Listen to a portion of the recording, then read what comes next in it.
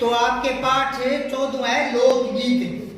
लोकगीत किसे कहते हैं, पहला प्रश्न है ये।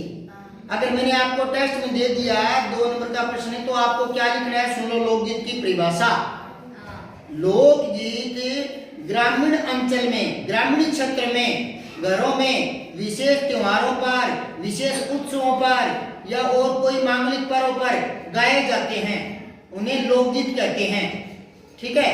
अब है लोकगीतों की विशेषता क्या क्या है। तो पहली बात तो है इनके लिए ज्यादा साधना की जरूरत नहीं होती।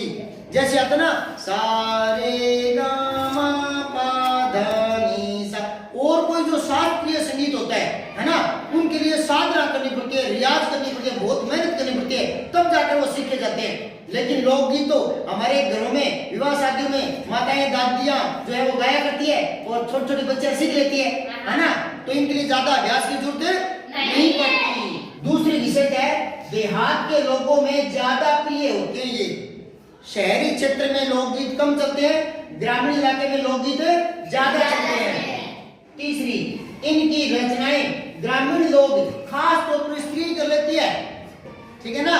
तो इनके लिए कोई ज्यादा योग्यता की जरूरत नहीं होती। सामान्य योग्यता वाली औरत भी, कम पढ़ी लिखी औरत भी लोकगीत रच लेती है। और एक बड़ी बात यह है कि ये जो लोकगीत होते हैं ये लिखित में कम है। समझ में बात है, मौखिक ही बना लेते हैं, मौखिक ही प्रचलन में आ जाते हैं और याद हो जाते हैं, सदियों तक चलते रहते हैं, है ना। मौखिक ज्यादा है ये, और कम पढ़ी लिखी औरतें ही लोकगीत रच लेती है, इसके लिए ज्यादा डिग्रियों की जरूरत नहीं पड़ती। चौथी विशेषता, इन्हें विवाह शादियों की त्योहारों आदि पर गाया जाता है। अलग अलग अवसरों पर अलग अलग गीत गाए जाते हैं, इसलिए इनकी श्रेणियां बांट सकते हैं। लोकगीतों के कई प्रकार होते हैं कि ये वाले लोकगीत विवाह शादी में गाए जाएंगे, ये वाले लोकगीत मुंडन पर गाए जाते हैं, ये किसी बुजुर्ग के मरने पर जो औरतें कई गांव में गाते हैं ना, तो ये वो गीत होते हैं, शोक गीत होते हैं, उनको शोक गीत। ठीक है ना। तो किसी बच्चे के नामकरण पर अलग है, जो माहिरा लेके जाते हैं बात, तो उनके अलग गीत होते हैं। तो इनके प्रकार बांट सकते हैं। ठीक है। और ये ग्रामीण भाषा में, शब्दावली में, साधारण शब्दावली में लिखे जाते हैं। ठीक है। इनके लिए साहित्यिक भाषा की जरूरत नहीं होती।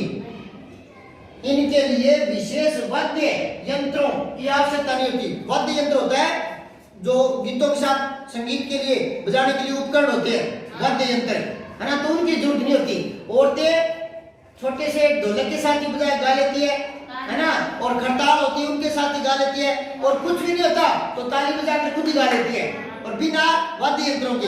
तो ये इनकी और विशेषता है। ठीक है। और ये बताया दिया मैंने कि बोलचाल की भाषा में लिखे जाते हैं, यानी गाए जाते हैं, लिखे कम जाते हैं, गाए ज्यादा जाते हैं, और ये प्रचलन में रहते हैं। ये लोकगीतों की विशेषता है। समझ में आ गई बात है।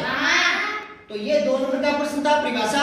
ये 5 नंबर का प्रश्न बना करके कम से कम 7-8 विशेषता लिखनी है लोकगीतों की। तो 3 दिन बाद, 4 दिन बाद भूलोगे तो नहीं? 10 दिन बाद भूलोगे तो नहीं? टेस्ट लूंगा। सब्सक्राइब करके बेल आइकन जरूर दबाएं।